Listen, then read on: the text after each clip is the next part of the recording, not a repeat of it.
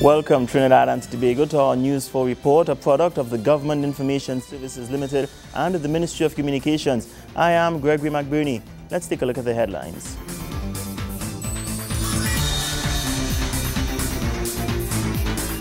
TNT hosts American Caribbean States 19th Council meeting to select new chair of the Ministerial Council. Persons caught selling alcohol to underage consumers could face jail once caught. And Minister of Legal Affairs calls for respect of differing views during second round of talks on constitutional reform. Thank you for joining us. The 19th Council meeting of the American Caribbean States was held in Port of Spain earlier this week. The meeting saw representative delegations from ACS member states and associate member states, ACS founding observers, observing countries, and social sectors. Delivering remarks on behalf of the Minister of Foreign Affairs, Winston Ducaran, His Excellency Edwin Carrington, Ambassador Extraordinaire, Ministry of Foreign Affairs, says the meeting seeks to elect a new chair of the Ministerial Council. The Ministerial Council comprises of member states and is the principal organ for policy making and direction of the association, whose purpose is to identify and promote the implementation of its policies and programs. We are satisfied that the organization has amassed an impressive compendium of achievements in its short history, and we express our unequivocal commitment to our duty as host country. He adds that this meeting is aimed at strengthening the cooperation and integration process with a view of creating an enhanced economic space in the region, preserving the environmental integrity of the Caribbean seas. For Trinidad and Tobago, the ACS remains a crucial cog in the apparatus of functional cooperation in the Greater Caribbean region. We are aware of the existence of other groupings in the hemisphere, including CARICOM, CELAC, UNASUR, OAS, OECS, and SICA, among others. But we firmly believe that each has a very valuable contribution to make in its own right. Member states have the right to participate in discussions and to vote at the meetings of the Ministerial Council and special committees of the association. We eagerly anticipate the report of the chair of the Ministerial Council and do not consider it premature to heartily congratulate Mexico for the superlative manner in which its tenure has been conducted. Similarly, we look forward to receiving the report of the distinguished Secretary General. We have grown accustomed to his dedication to the progress of our association.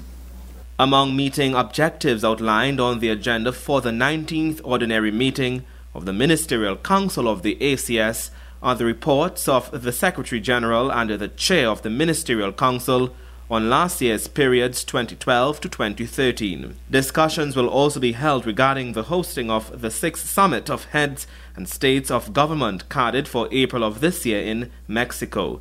Mexico, functioning as host country for this year's summit, will provide on the current state of preparations as it relates to the 6th Summit. Joseph Lopez, News 4. In other news, citizens can have a renewed sense of trust in the public health sector, especially with many developments being overseen by the Health Ministry. The Minister of Health, Dr. The Honorable Fuad Khan, announced the introduction of new equipment and facilities that would raise the quality of services that are offered in the sector. The Ministry of Health is continuing to make strides in its drive to raise the standard of healthcare in Trinidad and Tobago. On Thursday, Minister of Health Dr. The Honorable Fuad Khan announced at the post-cabinet news briefing that Tobago would receive an MRI machine to widen the variety of health services that are offered on the island. Dr. Khan noted that if a Tobagonian required an MRI, he or she would have to come to Trinidad to have it done. This meant the patient would most likely incur costs and also run the risk of possibly exacerbating the ailment during transit. Cabinet has approved the budget for a new MRI scanner in Tobago, Scarborough General Hospital. and also that of a modular cardiac catheterization lab. The catheterization lab will take care of what we call the cardiac disease processes, which will be angiograms, angioplasties, general catheterizations, investigational and interventional cardiology.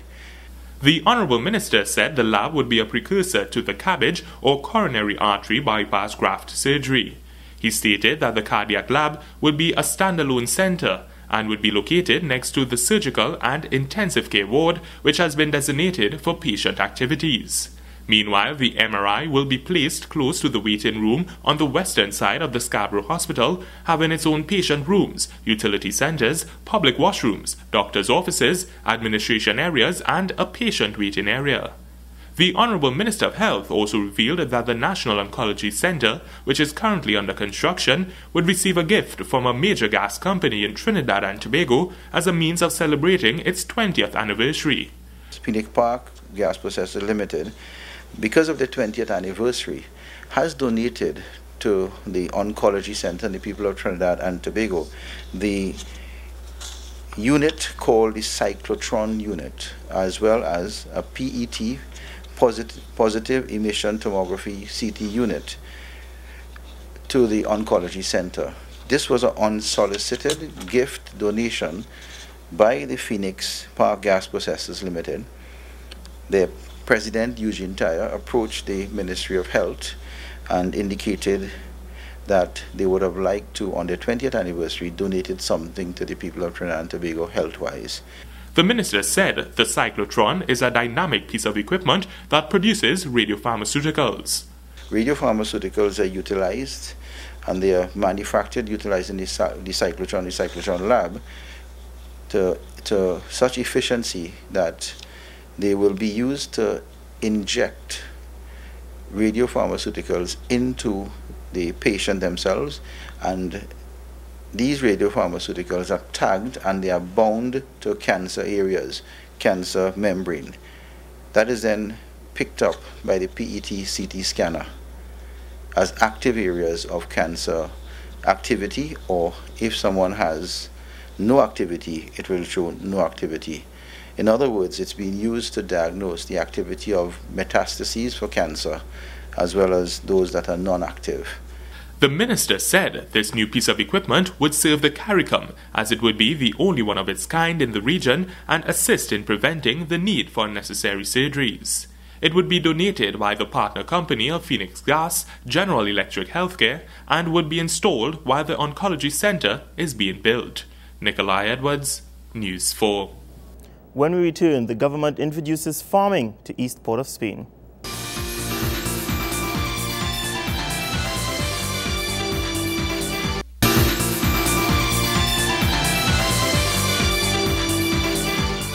The Ministry of Food Production has moved into East Port of Spain to launch an agriculture initiative which will encourage self-employment. Senator the Honourable Devant Maharaj says the new aquaponics training program will serve the community in more ways than one. Aquaponics is a food production system that combines the rearing of fish with the cultivation of plants in water. The aquaponics unit, being introduced to residents of East Port of Spain, allows persons in urban communities without available land to participate in agriculture in a meaningful way, a point reiterated by Food Production Minister Devant Maharaj. This aquaponics program will be used to train 30 persons, members of the By Youth for Youth organization here in Port of Spain East District, and it is an ideal setting for this unit here, which you see is only 4 by 4 feet and has the capacity to produce between 60 to 80 pounds of tilapia and 6 to 8 batches of various types of vegetables within 9 months.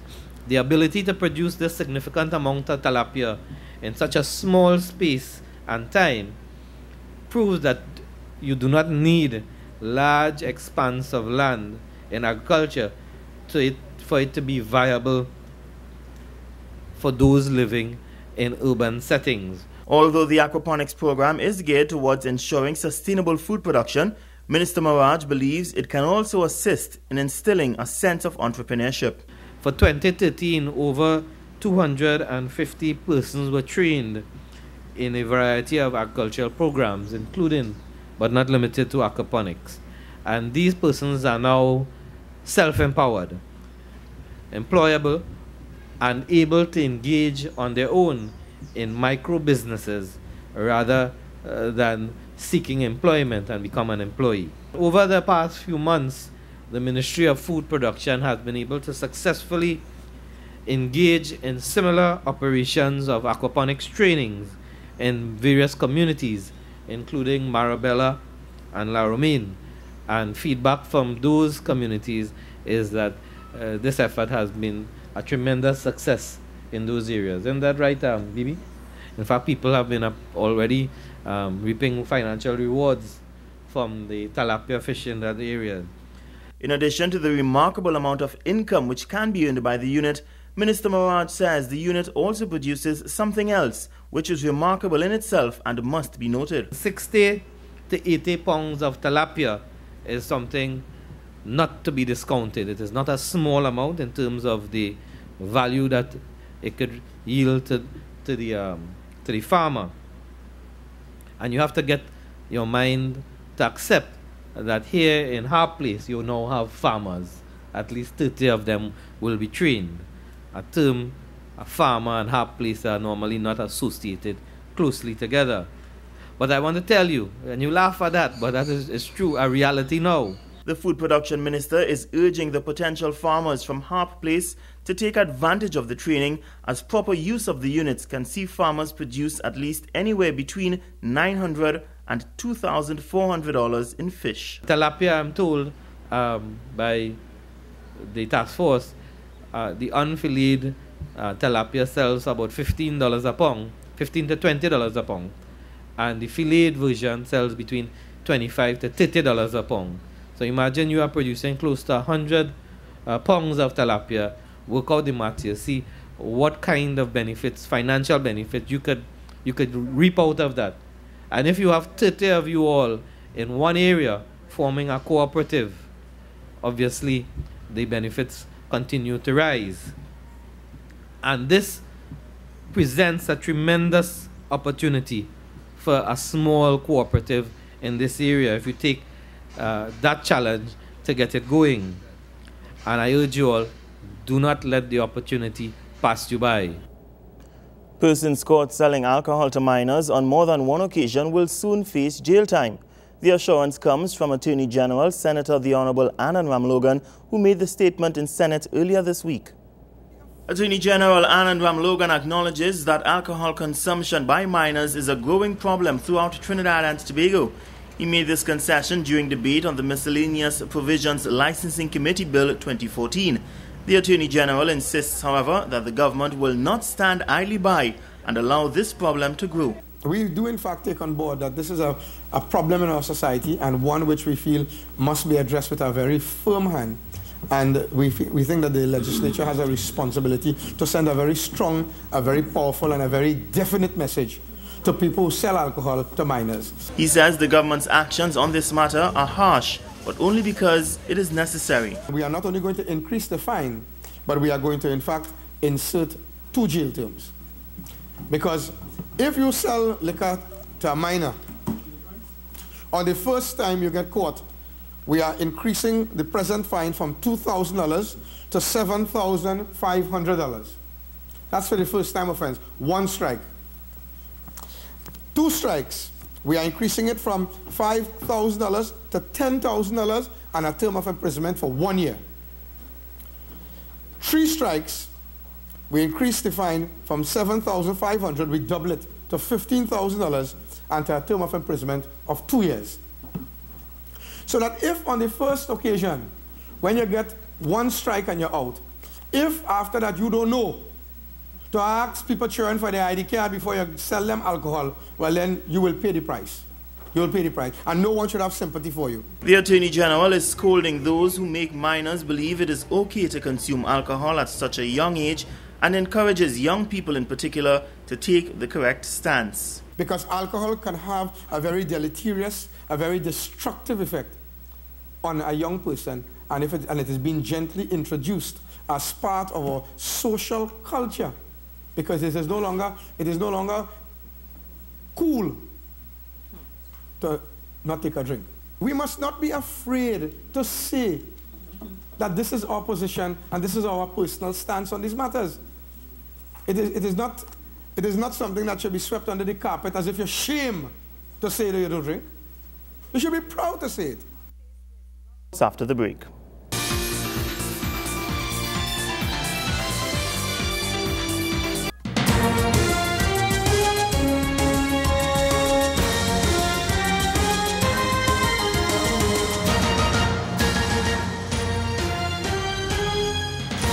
To footballing news, Wassa FC looked prime candidates for a first-to-worst label in the National Super League as the defending champions had a season they would soon want to forget. The Watermen met title contenders Malabar FC on match day 20, and here are the highlights in this Wayne Cunningham report. Defending Blink B-Mobile National Super League champions Wassa FC has been in the relegation zone for most of this season. And with 3 games to go, they are battling the indignity of going back down to association football. That task will not be easy, as their first hurdle was fellow Easterners Malabar FC. Malabar also had a mission, which was to make up ground on the leaders because they now sat in 3rd place on the point standings with just 3 games remaining. Wassa made some moves during the January transfer window in order to boost their chances of staying in the Super League. One of those late signings was the most prolific national team scorer in Trinidad and Tobago history, Stern John. And the veteran striker notched his first item for Wassa in the 5th minute of this match. Gary Glasgow showing some good skill to get the first shot off. But John is in the right place to nod in the header after the initial save. 7 minutes later, it was 2-0. And John was involved again as he chests down for the hard-working midfielder Fabian Garcia to slot home.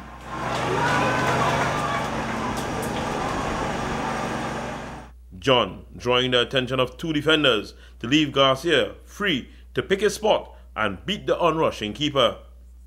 With a 2-goal cushion and national keeper Glenroy Samuel in goal, Wassa was looking comfortable as the first half neared a close. But Samuel will bring Malabar right back into it.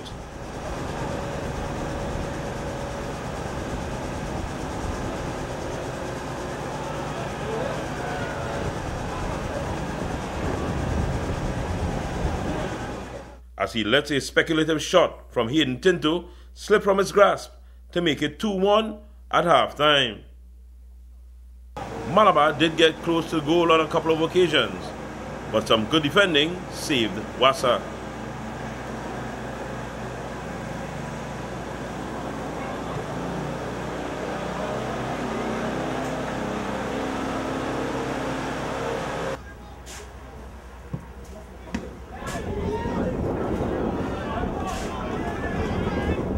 The Watermen would hold on for a much-needed 2-1 win, which took them to a safe spot in 8th position. But with 2 games remaining, Marvin Foston and his men still have work to do. Wayne Cunningham, News 4 Sports. More news after this break.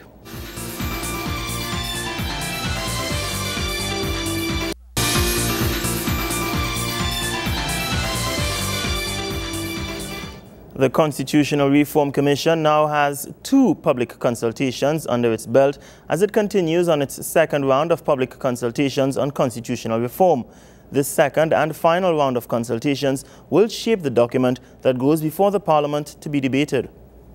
The Burgesses of Chaguanas got to have one last say in the way the Constitution of Trinidad and Tobago can be changed to respect each and every national while being modern and fair.